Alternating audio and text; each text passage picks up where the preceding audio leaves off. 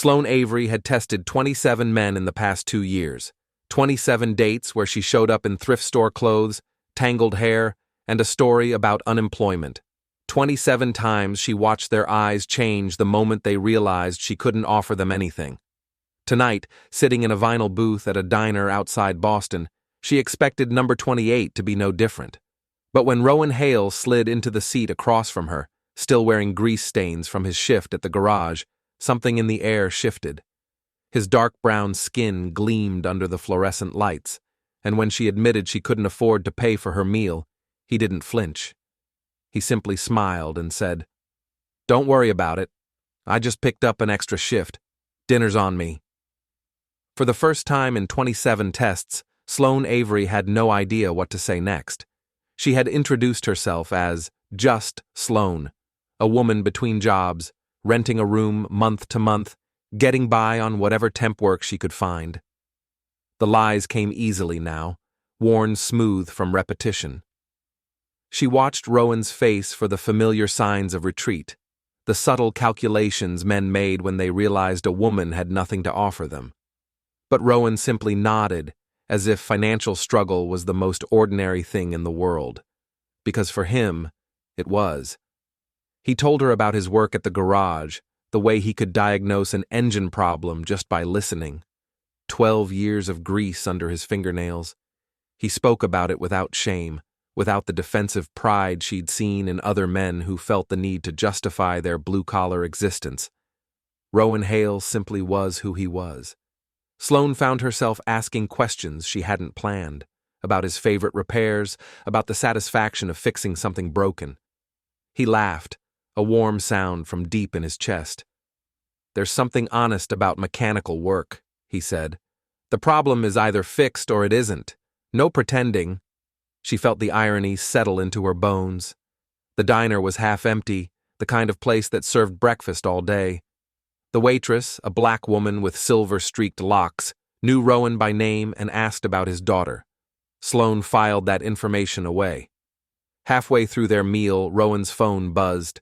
He glanced at the screen and his entire demeanor changed, the casual ease softening into something tender. "I'm sorry," he said. "I need to take this." She nodded, pretending to focus on her plate while listening. "Hey, sweetheart. I know. Daddy misses you too. Did you brush your teeth? Good girl. I'll be home soon, okay?" When he hung up, vulnerability flickered in his eyes before he hid it. "My daughter," he explained. "Piper. She's 7. Has trouble falling asleep if I don't call to say goodnight." "You don't have to apologize for that. Most people don't want to hear about someone else's kid on a first date." Sloane thought about the 27 men who had come before, the ones who bragged about their cars, their investments. Not one had ever stopped a date to wish their child good night. "I think it's sweet," she said, and meant it. Rowan studied her, his warm brown eyes searching her face. Whatever he saw must have satisfied him, because he relaxed. "She's the best thing that ever happened to me. Her mom left when Piper was 2. Just decided motherhood wasn't for her." He shrugged, but Sloane could see the old wound beneath. "So it's just been the 2 of us. That must be hard, doing it alone." "It has its moments, but Piper makes everything worth it. She's got this laugh, like everything in the world is funny and wonderful, and she can't believe she gets to be part of it." He stopped himself. "Sorry. I talk about her too much." "No. Please. Tell me more." And he did. He told her about Piper's obsession with dinosaurs, her refusal to wear anything except purple, her belief that the moon followed their car at night, specifically to keep her company. He spoke about his daughter the way some men spoke about accomplishments, with pride, yes, but also wonder. Sloane had conducted 27 tests. She had watched men reveal themselves through their reactions to her fictional poverty. But sitting across from Rowan, listening to him describe his daughter's gap-toothed smile, she realized she had never actually learned anything about love, only about its absence. The check came, and Sloane watched Rowan reach for it without hesitation. She knew his bank account was probably as thin as the story she'd invented. She knew an extra shift meant exhaustion and sore muscles, and still he reached for the check, because that was who he was. Something cracked inside her, some wall built over years of disappointment. She excused herself to the restroom, then quietly paid for both meals with cash hidden in her sock. A small deception within a larger one. When she returned, Rowan was putting on his jacket. They walked outside together, the October air carrying the first bite of autumn. But before she could speak, Rowan touched her arm. "Hey, the waitress told me you paid." Sloane's heart stuttered. "I wanted to—" "Sloane, you told me you're struggling. You didn't have to do that. It's fine. I had a little extra. That's not the point." He was looking at her with an expression she couldn't read. "You shouldn't be spending money on me when you need it for yourself." 27 men. Not one had ever chased her into a parking lot to return the kindness she had shown them. Sloane felt tears threatening. "Let me pay you back," Rowan said. "Please." "No. I wanted to do something nice for you, for once." "For once?" He tilted his head. "This was our first date." She had slipped. For once, as if she had been waiting her whole life to meet someone worth being generous toward. "I just meant, you were kind to me. I wanted to be kind back." Rowan was quiet. Then he smiled, and something in Sloane's chest unlocked. "Okay, but next time, I'm paying. Deal?" "Next time?" The words hung in the cold air. "Deal," she whispered.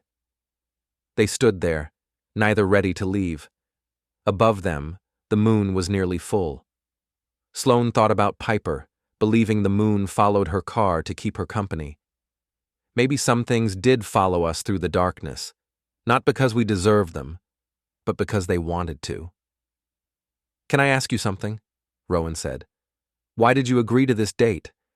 I'm not exactly what most women are looking for." In all her tests, she had never considered that the men might be testing her too, that Rowan might have his own history of rejection. "I liked your profile," she said. "You seemed real." "Real?" Everyone else was trying so hard to impress. Vacation photos, gym selfies. But you just had that picture of you and Piper at the park, both of you covered in ice cream. You looked actually happy, not performing happiness. His expression shifted into something vulnerable. That was a good day.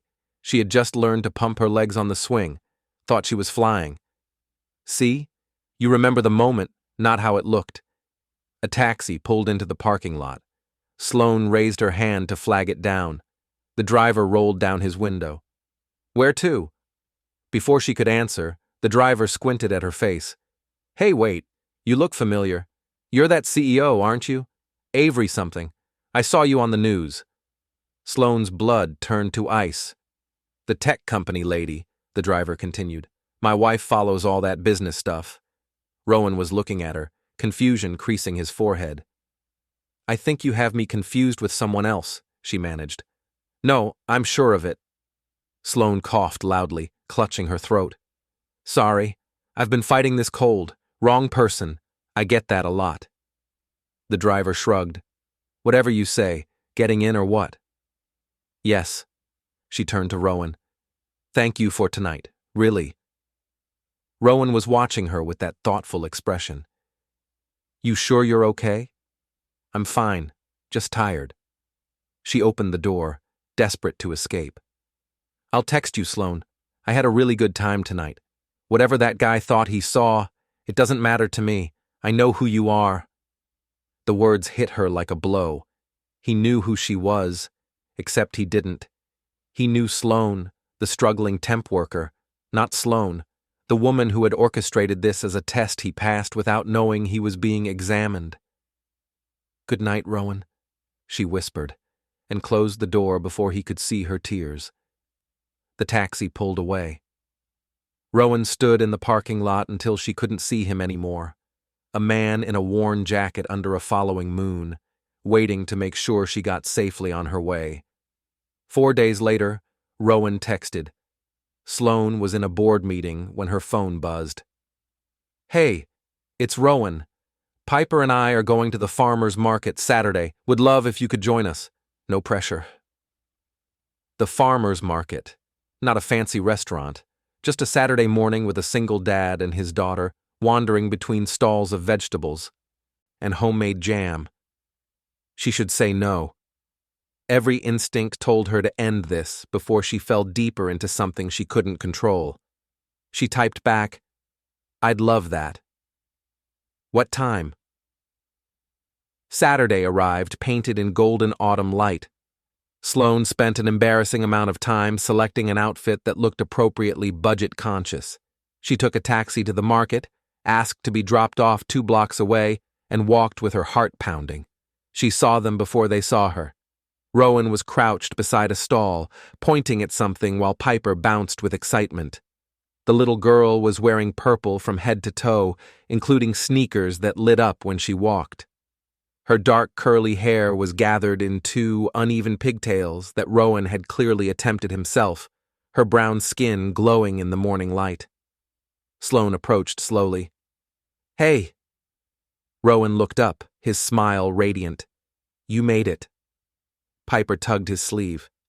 "Daddy, is this her? Is this Sloane?" "This is her, sweetheart." The little girl studied Sloane with unfiltered intensity. Then she grinned, revealing 2 missing front teeth. "Daddy said you're really nice. Are you really nice?" Sloane knelt to meet Piper's eyes. "I try to be. Are you really nice?" Piper considered this. "Mostly, except when Tommy Kirkland steals my crayons. Then I'm medium nice." "That seems fair." Piper took Sloane's hand as if they had known each other for years. "Come on. Daddy said I could pick a pumpkin. You can help me find the best one." They wandered through the market together, Piper chattering about her school, her friends, her certainty that she would be a paleontologist, astronaut. Rowan walked beside Sloane, close enough that their shoulders occasionally brushed. He seemed content simply to be present. They bought apple cider donuts and sat on a bench while Piper ran circles around a fountain. Sloane watched the little girl's purple sneakers flash with each step and felt something dangerous blooming in her chest. "She's amazing," Sloane said. "She is. Exhausting, but in the best way." Rowan turned to look at her. "Can I ask you something personal?" Sloane's guard rose. "Depends. Do you want kids someday?" It was a question she'd been asked before, usually by men calculating whether she was worth the investment. But Rowan asked differently, genuinely wanting to know. "I don't know," she admitted. "I always thought I would, but life got busy and years kept passing. Now I'm 34, and I've never been in a relationship that lasted long enough to consider it." 34 isn't old. It's not young either, not for that. Rowan was quiet. "My wife left when Piper was 2. For a long time I thought it was my fault, that I hadn't been enough. But now I think some people just aren't meant to stay, and the ones who are, they don't need you to be anything other than who you are." Sloane felt the weight of her deception pressing down. Who she was. He had no idea. "Rowan, Daddy," Piper came running over. "My legs are tired. Can you carry me?" Rowan scooped his daughter onto his back. She wrapped her arms around his neck and rested her chin on his shoulder. Sloane watched them, this man who had every reason to be bitter about love, but had remained open to it. This child who trusted the world because her father had made it safe enough to trust. "What were you going to say?" Rowan asked.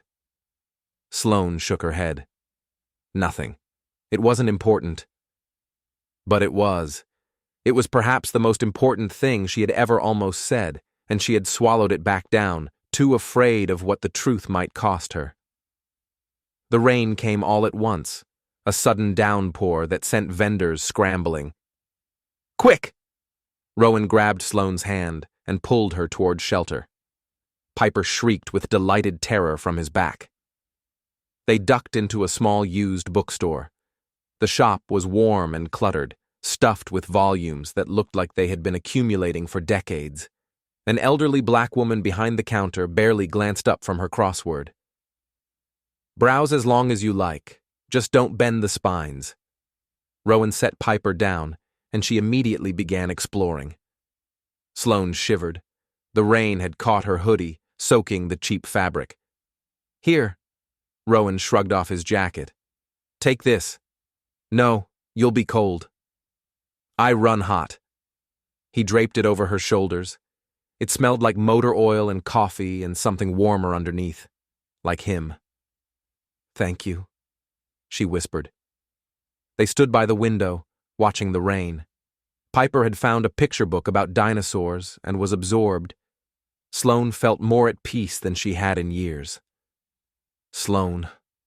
Rowan's voice was soft. "I keep feeling like there's something you want to tell me."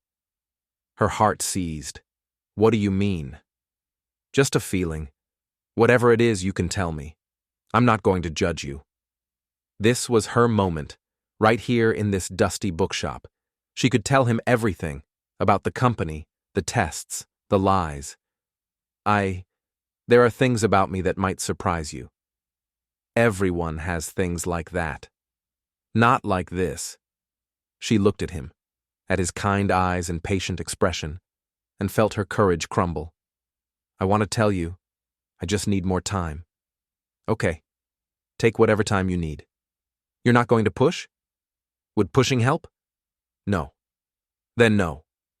He smiled, but there was something sad in it. People tell you things when they're ready, not when you demand it.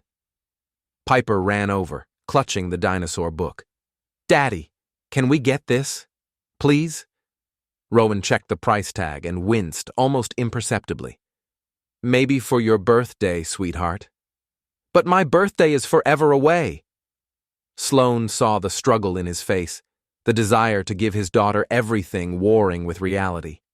Before she could think, she plucked the book from Piper's hands. "I'll get it. Consider it a thank you for letting me crash your Saturday." "Sloane, you don't have to." "I want to." She paid the $8.50 and handed the book to a beaming Piper. "Thank you, thank you." Piper hugged the book, then hugged Sloane's legs. "You're the nicest person ever, except for Daddy, and maybe Grandma. You're top 3. Sloane laughed, unguarded, genuine, free of control. When she looked up, Rowan was watching her with an expression that made her breath catch. The rain was slowing. Soon, they would return to their separate lives. The thought felt unbearable. "Same time next week?" Rowan asked. "Yes." Too quickly. "I mean, if you want." "I want. I really want." They parted outside, Piper waving until Sloane turned the corner. Sloane walked away wearing Rowan's jacket, unable to bring herself to give it back. A week passed, then another. Sloane invented excuses to see Rowan and Piper, small outings that felt like borrowed happiness, a trip to the zoo, an afternoon at the park where Rowan taught Sloane to throw a football, a rainy evening playing board games in his small apartment, while Piper laughed at Sloane's competitive streak. With each meeting, Sloane fell deeper, and with each meeting, her deception grew heavier. It happened on their 5th outing. They had taken Piper for ice cream, and the little girl had managed to get chocolate sauce in her hair. Sloane was helping clean up when her sleeve rode up, revealing the watch on her wrist. A Patek Philippe. Vintage. Worth more than Rowan's annual salary. Rowan's hand froze on the napkin. Sloane followed his gaze and felt the blood drain from her face. "That's a nice watch," Rowan said quietly. "It was my grandmother's." Another lie. Quick and desperate. "Your grandmother had a $40,000 watch?" Of course he would know. He was a mechanic, a man who understood the value of finely crafted machinery. "Sloane." His voice had changed. "Is there something you want to tell me?" It's complicated." "Then uncomplicate it." Piper had wandered off to look at flavors, oblivious. "I'm not who you think I am," Sloane whispered. I'm starting to figure that out. He wasn't angry. That was the worst part. He sounded hurt, resigned. Why don't you tell me who you actually are? I can't, not yet. You're hiding something big. Yes. Something that's going to change how I see you. Maybe. Rowan looked at his daughter, then back at Sloane. I have to protect her. I can't let someone into her life who's going to disappear. I'm not going to disappear. You say that, but you're also lying to me about something important. He shook his head. I want to trust you, but trust has to be earned. Then let me earn it. Give me more time. I've been giving you time, and you keep finding reasons to wait. He stood, gathering Piper's jacket. I like you, but I've been hurt before by people who weren't honest. I can't go through that again, not with Piper watching. Rowan, please. I need to think. He lifted Piper. Come on, sweetheart. Time to go home. But Sloane's coming too, right? Rowan glanced at Sloane, conflict in his eyes. Not tonight. Sloane has some things she needs to figure out. They left. Piper kept turning around to wave, and each wave felt like a blade. Sloane sat alone at the sticky table, watching through the window as they walked away. She had been so careful. 27 tests designed to reveal the truth about men's intentions. Now she was the one being tested, found wanting, exposed as the liar she had become. 3 days of silence. Sloane checked her phone compulsively, wrote and deleted a dozen messages, threw herself into work. On the third night, leaving her office building, a man shoved a phone in her face. Sloane Avery, can you comment on the rumors about the European expansion? Paparazzi. She had been photographed hundreds of times, but tonight she was tired, off guard. She stumbled backward into another photographer circling behind her. The flash went off inches from her face. Her security team pushed through the crowd, but not before a dozen more photos were taken. By morning, her face was everywhere. Sloane Avery, tech mogul, billionaire. The photos showed her looking startled, vulnerable. At 2:00 in the afternoon, Rowan called. I saw the news, he said. You're Sloane Avery, the CEO. Yes. A long silence. You lied to me. About everything. Not everything. Not the things that mattered. How am I supposed to know what mattered when I don't even know what was true? His voice cracked. I told you things, Sloane. About Sarah leaving. About my fears for Piper. I trusted you. I know. I'm so sorry. Why? What possible reason could you have for pretending to be someone else? Because I've been hurt too. Because men have used me for my money, my connections. Because I needed to know if someone could want me without any of that. So you tested me. Yes. Like I was some kind of experiment. It wasn't about judging you. It was about protecting myself. And lying to me was protection? I thought it was. Silence. When Rowan spoke again, his voice was tired. I was starting to fall for you. Not for Sloane Avery, the CEO. For Sloane, the woman who ate ice cream with my daughter and laughed at my bad jokes and made me believe I could have something good again. Tears streamed down Sloane's face. I was starting to fall for you too. That's why I couldn't tell you. I was afraid that once you knew, you'd see me differently. That I'd become a CEO to you instead of just Sloane. You were never just Sloane. She was a character you created. He exhaled heavily. I have to go. Please, let me explain in person. I can't. Not now. I need to figure out how to explain to Piper why you're not going to be at the farmer's market. The line went dead. Sloane sat in her corner office, surrounded by floor-to-ceiling windows overlooking the city. She had everything she had ever worked for, and none of it mattered. 2 days later, Sloane was preparing for a press conference, when her phone lit up with Rowan's number. But the voice wasn't his. Sloane, this is Marin, Rowan's neighbor.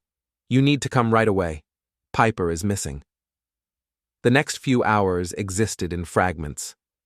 Piper had overheard Rowan talking to Marin about Sloane's lies. The little girl, already sensitive about people leaving, had concluded she was the problem, that if she went away, her father wouldn't be sad anymore. She had slipped out during bath time and wandered into the park. By the time anyone noticed, night had fallen, and so had the temperature. Sloane arrived to find Rowan at the center of a growing search party, his face gray with terror. He looked at her.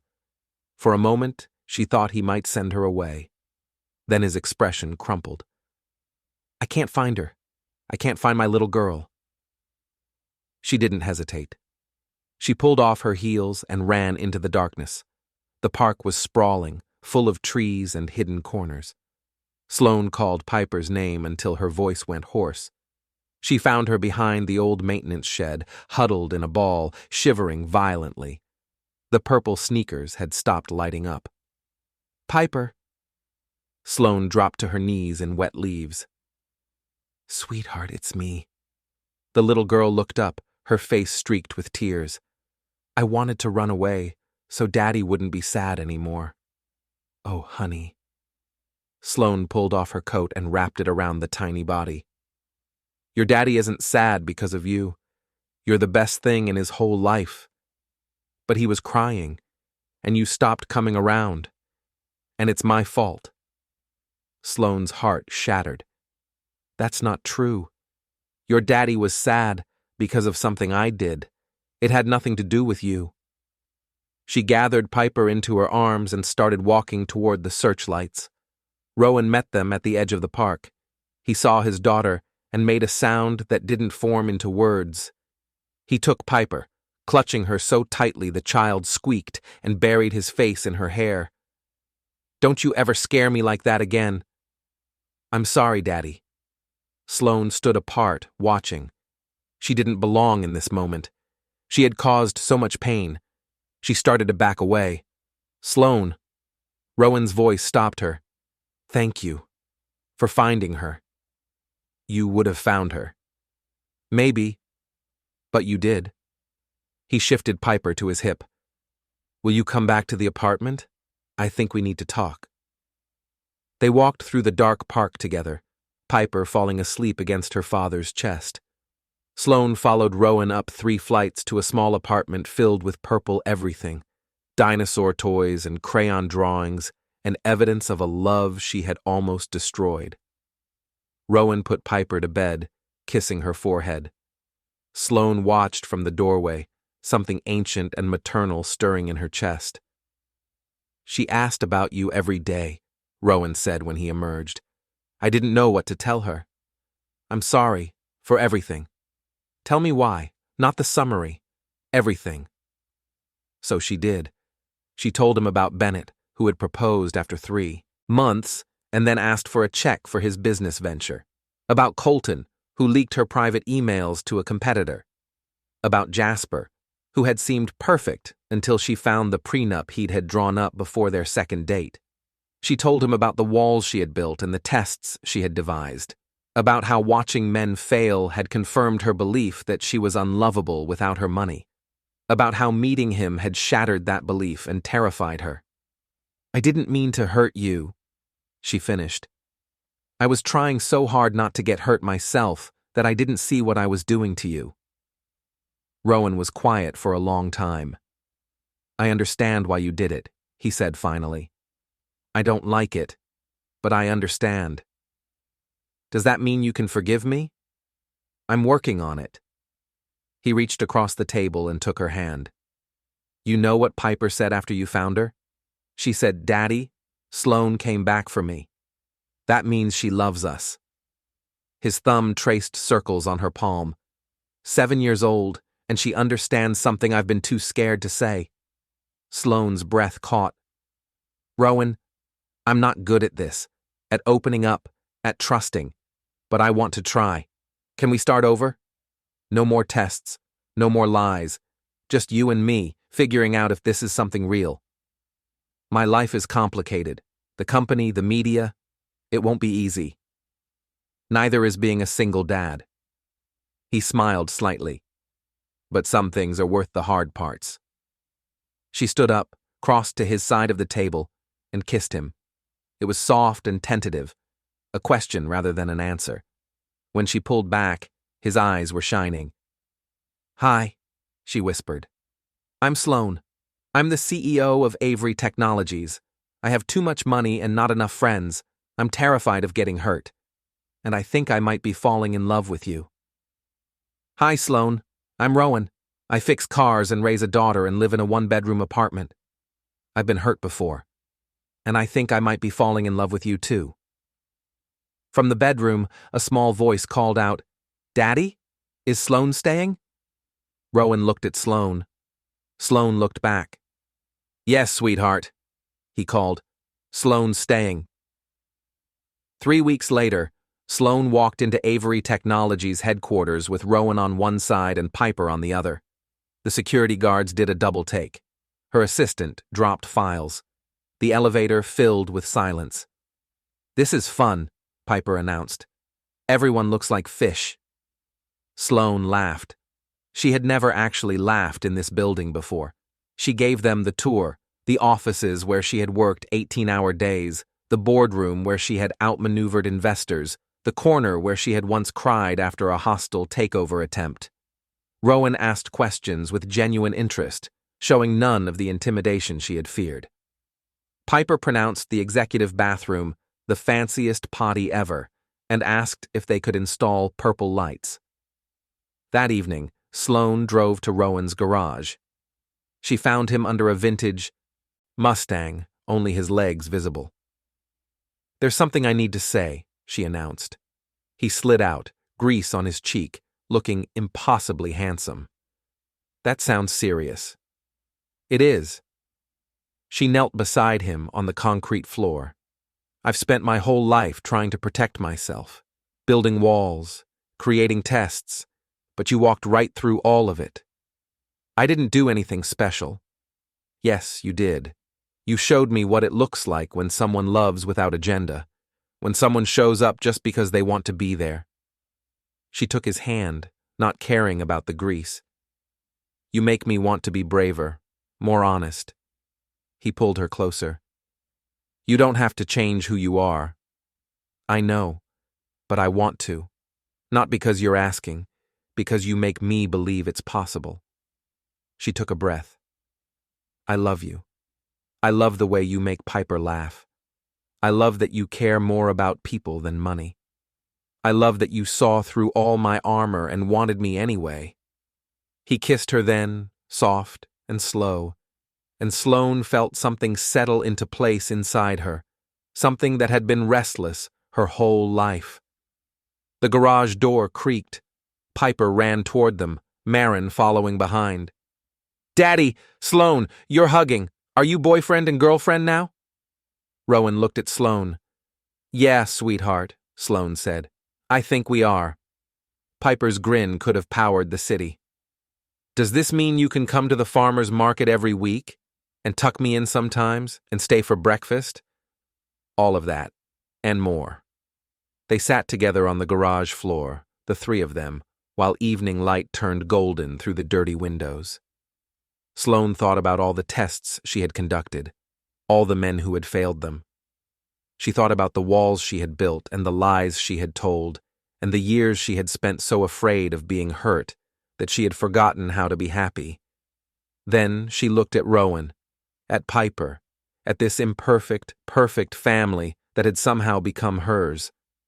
For the first time in her life, Sloane Avery stopped testing. She simply let herself be loved.